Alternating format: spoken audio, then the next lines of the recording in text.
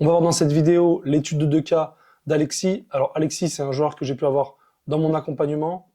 Donc pour ce qui est du plan de la vidéo, on va déjà voir dans un premier temps la situation de départ et le contexte d'Alexis, donc c'est-à-dire de d'où un petit peu on est parti. Et surtout, tu vas pouvoir te rendre compte que c'est certainement une situation qui ressemble à la tienne, parce que c'est des situations qui sont très semblables souvent entre les différents joueurs, et on verra ça par la suite. Après, on verra donc les résultats, des résultats qui sont impressionnants. Et du coup, je t'invite aussi à aller voir le témoignage sur ma chaîne YouTube, donc qu'a pu faire Alexis là au niveau des résultats qu'il a pu avoir avec l'accompagnement. Mais évidemment, c'est le fruit donc d'un travail important de sa part et aussi d'une programmation qui est cohérente. C'est ces deux aspects-là qui font vraiment qu'il a pu avoir de sacrés résultats. On en reparlera par la suite. Dans un troisième temps, on verra ce qu'on a mis en place et enfin pourquoi ça a marché et aussi comment toi tu peux avoir des résultats globalement similaires.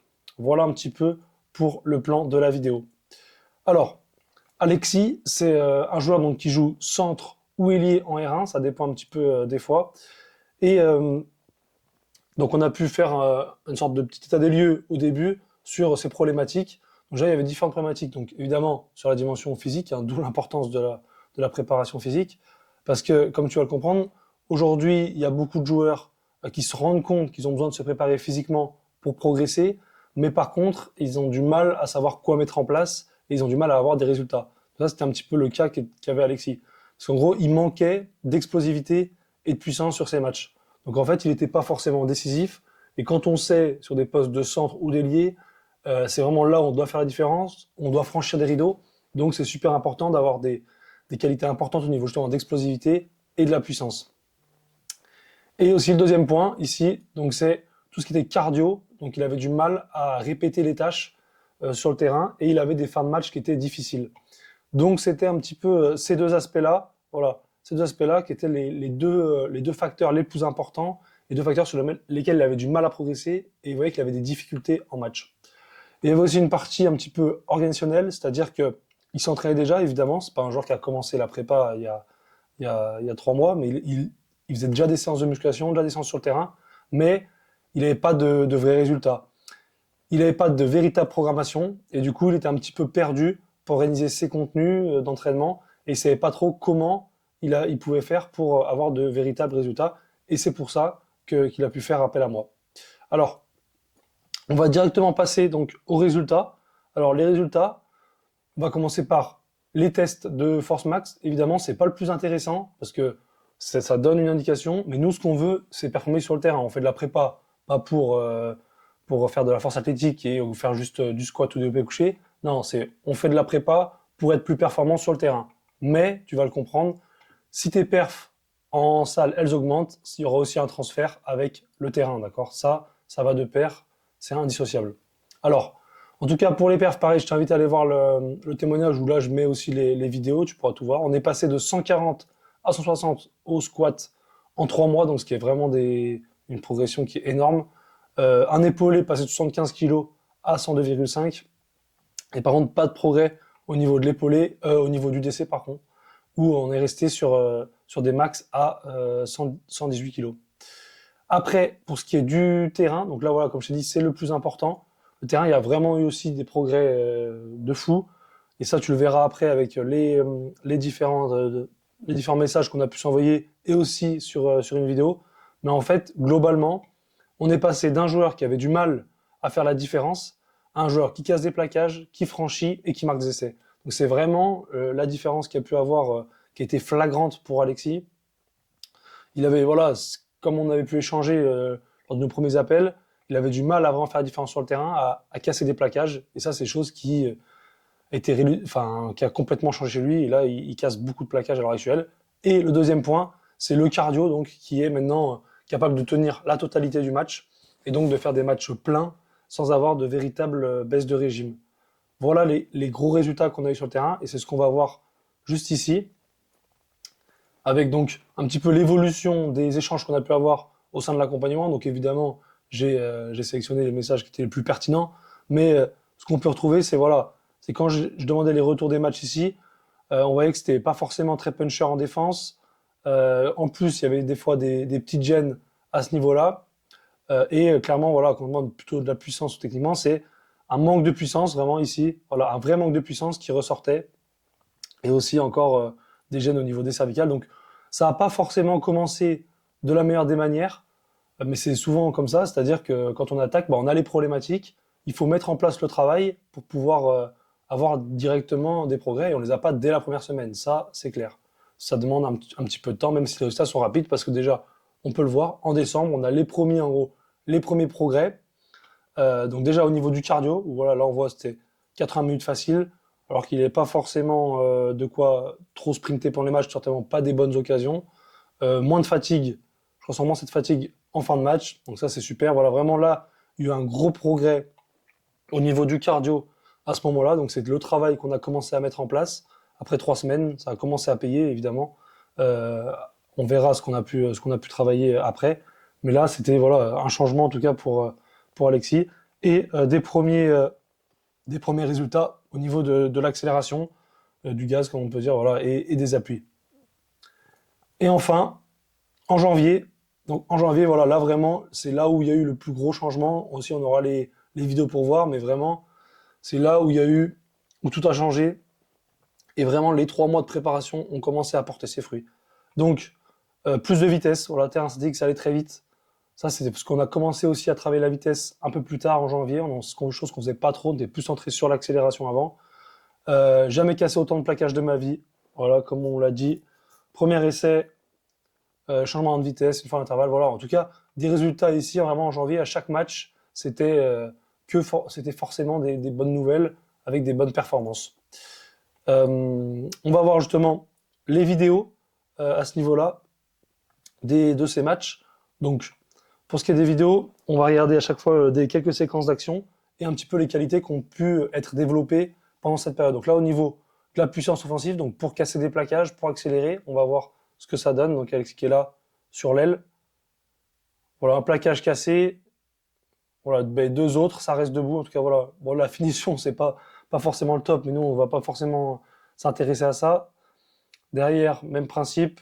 Voilà, encore des plaquages cassés. Capacité à plutôt tenir debout. Au niveau de la vitesse, là, un débordement, oui, clairement, ça pousse par rapport au gars en face. Des changements de direction. Voilà, encore deux plaquages cassés là. Donc, pour changement de direction, on va voir. Là, il doit changer. Voilà, ça doit être ça. Ouais, ça change de direction. Ça continue à avancer, d'accord. Donc là, plutôt des bonnes prises de balles. Et là, sur le côté fermé, pareil, il y a une sorte de. Bon, ça, voilà, c'est aussi ça, la capacité à changer de direction. Ça permet d'avoir plus de possibilités sur le terrain. Et après, en fait, de casser les plaquages, peu importe un petit peu la manière. Et défensivement, il y a aussi eu des progrès. Comme on s'en rappelle au début, il disait qu'il avait du mal en termes de puissance sur les défenses. Mais là, des progrès. Et je crois que là, ça va être un bon plaquage, un plaquage offensif. Ouais, voilà, c'est ça. Où clairement, il met un stop sur l'action. Donc voilà un petit peu sur les résultats. Clairement, il n'y a rien à dire, ça a beaucoup changé sur cette période et ça vient justement de ce qu'on a mis en place et c'est ce qu'on va pouvoir voir maintenant. Alors, donc ce qu'on a mis en place, clairement pour ça, pour avoir quelque chose d'individualisé et vraiment pour pouvoir progresser, il faut partir d'un diagnostic de base où on a pu évaluer les points forts. Donc les points forts d'Alexis, c'était globalement son niveau de force max. C'est déjà quelqu'un qui s'entraînait avant, donc il avait des bons niveaux de force maximale, surtout par rapport à son poids de corps. Et il avait aussi une bonne masse musculaire, quelqu'un déjà plutôt musclé. Et par rapport à son poste, c'était pas forcément quelque chose, il était déjà bien, pas forcément quelque chose à développer davantage. Bon, si ce n'est à maintenir, ça c'est forcément important. Par contre, les faiblesses, on a parlé, donc vraiment le gros point à travailler, c'était la puissance et l'explosivité. Donc c'est ça on a beaucoup centré sur nos entraînements et la capacité à répéter les tâches et tout ce qui était le cardio. Ensuite, il y a toute la partie contexte, évidemment, parce que c'est pareil, pour que ce soit bien individualisé, on peut pas, il faut que les séances qui soient proposées, elles s'adaptent à ton contexte, à son contexte.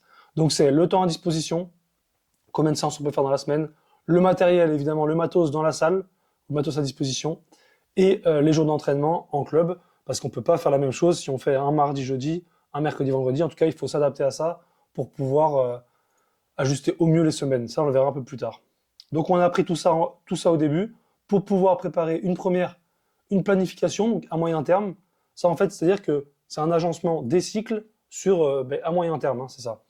Donc là, vous voyez que le début. Ça permet d'avoir une petite indication. C'est-à-dire que voilà, c'est des cycles ici de 4 semaines. Voilà. Et une évolution entre les cycles ici. On va pas forcément regarder plus en détail le tableau, mais ce qu'il faut retenir, c'est les points que j'ai mis ici. C'est-à-dire qu'on a centré vraiment au niveau de la muscu sur un travail sur la puissance, que je mets là, parce que c'est clairement le besoin qu'on avait identifié, le besoin le plus important, et aussi parce qu'en fait, c'est une nouvelle stimulation, c'est un nouveau stimulus par rapport à ce qu'il faisait avant. Parce qu'Alexis, il avait l'habitude de travailler sur de l'hypertrophie, sur un petit peu de force max, mais très peu en puissance. Et du coup, amener un nouveau stress au corps, ça lui a aussi permis en fait au corps de rapidement progresser. Donc ça, c'était super intéressant. C'est pour ça qu'on a attaqué dès le début sur ces cycles-là. Ensuite, sur le travail d'accélération, c'est ce qu'on a fait là dans cette partie-là, la séance sur le terrain. En fait, ça permet aussi d'avoir un travail direct, un transfert direct, pardon, sur le terrain, parce que voilà, le boulot en salle, il permet clairement de développer les qualités neuromusculaires, mais à la fois, il faut aussi que ces qualités-là, elles se transfèrent sur le terrain. Et le but, c'est comme j'ai dit avant, c'est pas uniquement de performer sur les squats ou sur un épaulé, quoi. Donc ça permet d'améliorer le transfert. Et on a aussi fait pendant les premières périodes, parce qu'après on l'a plus développé, c'était en fait ce qu'on appelle un rappel, c'était on faisait de la un bas volume, pardon, sur de la vitesse et changement de direction. Pour maintenir un bas volume, se préparer un petit peu, parce qu'en fait après là, à partir de janvier, on a fait un travail beaucoup plus important sur la vitesse max et des distances un peu plus longues. Mais moi, il avait pu déjà bien travailler et bien se préparer sur cette période avant d'intégrer le travail qu'on a pu faire en janvier. Au niveau du conditioning, donc du cardio, on a fait de différentes manières, mais c'est-à-dire que on n'a pas rajouté de séances directement en plus d'entraînement, c'est-à-dire que c'était directement intégré au reste, ce que j'ai mis là, soit à sa séance d'accélération, où il y avait une séquence à la fin de cette séance-là, soit à la fin de ses entraînements en club. Ça permet en fait surtout de gagner un petit peu de temps, parce qu'évidemment on n'est pas professionnel, on n'a pas du temps on n'a pas que ça à faire de ces journées, donc il faut aussi optimiser un petit peu le temps à ce niveau-là. Et au niveau des méthodes, et ben là, ce qui était intéressant, c'était d'avoir quand même un sort de développement de base avec de la VO2 max, mais aussi un travail plus spécifique à l'activité avec du SIT et du RSA, donc du sprint interval training, du repeated sprintability, ces choses qui permettaient de mettre plus d'intensité et de se rapprocher un peu plus de ce qui pouvait se passer en match, notamment aussi pour un profil comme ça avec des répétitions d'accélération. Et enfin, il y avait un travail donc de fait sur la prévention des blessures, donc la préhab. Là, Alexis, il n'avait pas forcément de gros antécédents avant, pas trop de gêne, donc on a fait quelque chose de relativement simple, c'est-à-dire du travail sur les cervicales. Ça c'est non négociable, hein, peu importe le profil, même si tu joues à l'aile, même si tu joues au centre, il faut être fort au niveau de cervical, et de la ceinture abdominale pour mieux résister au choc, et être plus dominant à ce niveau-là. Donc ça, après, pareil, il y a aussi une évolution en fonction des cycles pour continuer à progresser. Par exemple, là, je le vois, on avait commencé avec de l'isométrie et on a fait le cycle d'après du RFD. En tout cas, ça, c'est important de progresser et pas de rester toujours sur les mêmes types d'entraînement. Une fois cette planification à moyen terme de fait, ce qui est aussi important, c'est d'avoir une programmation donc par bloc où on voit l'organisation des séances un petit peu à la semaine. C'est-à-dire que dans ta semaine, tu vas pas pouvoir mettre tes 3 séances de muscu, tu vas pas pouvoir les positionner n'importe comment. Elles ont une logique en fonction de la semaine. Et ça, c'est ce que j'ai pu proposer à Alexis, du coup, de répartir vraiment les séances de la manière la plus optimale possible pour que lui puisse progresser. Alors, ce qu'il y avait du coup, il y avait 3 séances de musculation. Oula, je me suis un peu perdu. Voilà. 3 séances de musculation. Une séance bas du corps avec, donc, qui était fait, c'était une séance plutôt orientée densité avec du volume, un travail de force et de puissance. Et ça, c'est une séance qu'on faisait en début de semaine. Donc, on la faisait, voilà, le mardi. Ou alors, des fois, quand il y avait pas match le dimanche, on essayait de la faire directement le lundi. Ça permettait de gagner un petit peu de temps dans la semaine. Donc ça, c'était pour la séance bas du corps. Et derrière, une séance haut du corps. Donc ça qui doit être fait, je pense, milieu de semaine. Voilà, ça, jeudi. Des fois, le mardi, pareil, les semaines sans match, où il n'y avait pas match avant, pour gagner un petit peu de temps et prendre de l'avance sur ces entraînements pour pouvoir alléger un petit peu les fins de semaine. En tout cas, voilà, il y avait une programmation adaptée en fonction des semaines pour qu'ils puissent vraiment progresser de la meilleure des manières. Et enfin, une séance mixte, donc qui était un peu plus dynamique, d'accord, et des mouvements plus de puissance, avec beaucoup moins de volume, un faible volume, et qu'on faisait veille de match, d'accord, ici. En fait, ces séances-là, elles permettaient vraiment d'avoir un développement de la puissance, mais sans impacter et sans fatiguer pour le lendemain. Donc c'était intéressant de pouvoir faire ça les veilles de match. Et en plus, Alexis, il a disposé du temps le samedi pour pouvoir s'entraîner. Et enfin, donc la séance sur le terrain, qui était ici, donc qui se faisait avant l'entraînement du vendredi. C'était une séance orientée accélération et avec un petit peu de travail cardio à la fin. Et ça, c'était quelque chose qu'ici, qu'Alexis avait les capacités d'encaisser. C'est clairement à voir en fonction du profil. Et donc, on faisait avant le focus puissance accélération et le rappel, comme j'ai dit avant dans la planification, sur l'AV max et les changements de direction. Ça, c'était en tout cas pour le premier bloc. Et voilà comment ça peut s'agencer un petit peu, un bloc de 4 semaines, comment ça peut se passer. Et après, donc ce qui est évidemment super important, c'est quand même les séances, parce que voilà, c'est le gros du travail, c'est là qu'on va travailler. Donc les séances, elles s'organisent de cette manière. Là, on a les 4 semaines d'entraînement, c'était un bloc sur 4 semaines, avec des variations, ça dépend de l'exercice. Par exemple, il n'y en avait pas forcément au niveau là du tirage jour d'épaulé, mais il y en avait plus au niveau du squat, des variations de volume sur les 4 semaines. Et voilà, donc comme je le mets, c'est des séances qui étaient donc construites en fonction des besoins, parce qu'en gros, avant, tout est préparé, tout est planifié pour que on puisse progresser au maximum, mais pour autant, derrière, il faut proposer les contenus qui sont le plus adaptés pour justement permettre ces adaptations et de progresser, parce que sinon, ça n'a aucun intérêt de juste se dire sur quoi j'ai fait le diagnostic, sur quoi je dois travailler. Si derrière, il n'y a pas les bons contenus proposés, en fait, on reste un peu sur place. Donc là, c'était, voilà, comme je suis un peu vite, une séance bas du corps, un tirage jour d'épaulé, un squat, de la marche au roller, mais aussi avec un travail sur la ceinture abdominale pendant les récupérations notamment, pour coupler les deux et faire un peu plus de volume cette séance.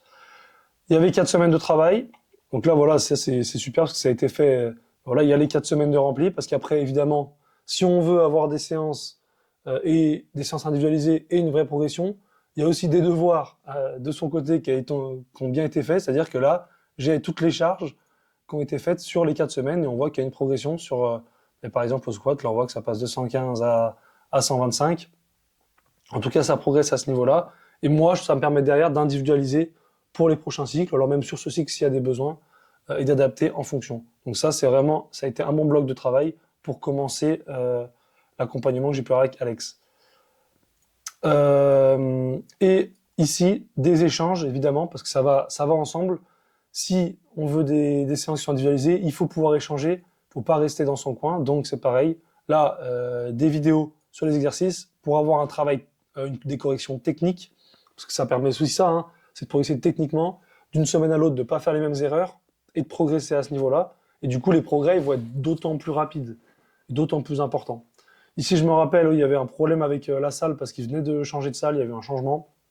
Et du coup, je crois qu'on avait adapté du coup pour la semaine d'après, quelques conseils au niveau du RDL et si jamais des vocaux pour échanger. On avait pas mal échangé sur différents mouvements, notamment à l'épaulé où il y avait des problèmes techniques et il fallait corriger 2-3 choses. Mais ça, c'est indispensable et c'est ce genre de suivi qui permet derrière d'avoir des résultats qui sont bien plus importants que le reste. Maintenant, pourquoi ça marche? Voilà, j'en ai déjà donné quelques idées, hein. Mais tout simplement parce que c'est une programmation qui est réfléchie. Donc réfléchie à la fois parce que c'est adapté au rugbyman, c'est pas des programmations de bodybuilding où on fait juste une prise de masse musculaire. Parce que certes, au début, tu vas prendre un peu de muscle, mais très rapidement, ça sera pas suffisant pour progresser dans le rugby. Donc il y a ça. Et puis aussi une programmation qui est 100% individualisée, c'est-à-dire que c'est vraiment orienté sur le profil qui va s'entraîner. C'est-à-dire que c'est pas des choses génériques qui vont pas marcher ou alors marcher à un faible pourcentage, quoi. C'est quelque chose qui est fait pour lui, avec ses besoins, son contexte, et c'est pour ça pour ça que ça marche, tout simplement. Parce qu'il y a une cohérence dans les contenus. En fait, c'est pas juste des séances pour faire des séances. C'est que les 3 séances dans la semaine, elles sont agencées en fonction pour qu'on puisse travailler toutes les qualités qui sont nécessaires. Et après, il y a une progression entre les cycles pour pouvoir vraiment amener là ce joueur à progresser et avoir des résultats de dingue en 3 mois. Et après, évidemment que ça, c'est important, c'est la partie programmation, mais derrière, il y a l'investissement, et ça c'est sûr que sans ça, ça sert à rien, parce que tu n'auras pas de résultat. Il faut s'investir en temps, en énergie, il faut aller à la salle, mais après, quand tu es à la salle, il faut s'y filer, et ça, je peux vous garantir que Alex, il l'a fait, parce qu'avec tout ce qu'on a échangé, toutes les vidéos, j'ai pu voir comment il travaillait, et voilà, il faut s'envoyer, en tout cas, pour les avoir, 3-4 semaines, par semaine sur 3 mois. Et avec ça, tu arrives à avoir avec des séances qui sont réfléchies, de l'engagement derrière, tu arrives à avoir des résultats qui sont vraiment importants. Mais certes, il faut pouvoir s'engager et s'en donner les moyens. Et du coup, pourquoi pas toi? Bah ça, du coup, c'est pas toi tout simplement. Déjà, si, comme j'ai dit avant, si t'es pas prêt à t'engager, c'est pas possible d'avoir des résultats. On n'a rien sans rien et tu peux pas, sans passer du temps, sans mettre de l'énergie, on peut pas d'un coup devenir plus performant. Ça, c'est pas possible. Mais par contre, si t'as pas les progrès que tu souhaites dans ta prépa et que tu t'entraînes dur et que tu penses que ça peut venir aussi de la programmation, de l'alancement des séances, eh ben c'est clair qu'il te faut une programmation qui est plus précise, qui est plus individualisée à ton profil et qui soit plus cohérente. Mais après, il faut, comme j'ai dit avant, que tu sois motivé et prêt à t'investir à 100%. Sinon, les résultats, ils viendront pas tout seuls. Maintenant, ça peut être toi justement, si c'est quelque chose qui t'intéresse, si tu as des difficultés dans ta prépa et que tu veux devenir plus performant, vraiment passer un cap, comme a pu le faire Alexis, t'éclater sur le terrain et en fait tout simplement atteindre tes objectifs, tu peux réserver répondre au questionnaire qui sera dans la description pour pouvoir réserver un appel en visio avec moi dans lequel on échangera sur tes problématiques, tes objectifs et on verra ce que tu peux mettre en place pour les atteindre. Voilà, si c'est quelque chose qui t'intéresse, je te laisse répondre à ce questionnaire et on se dit donc à bientôt. Allez, ciao!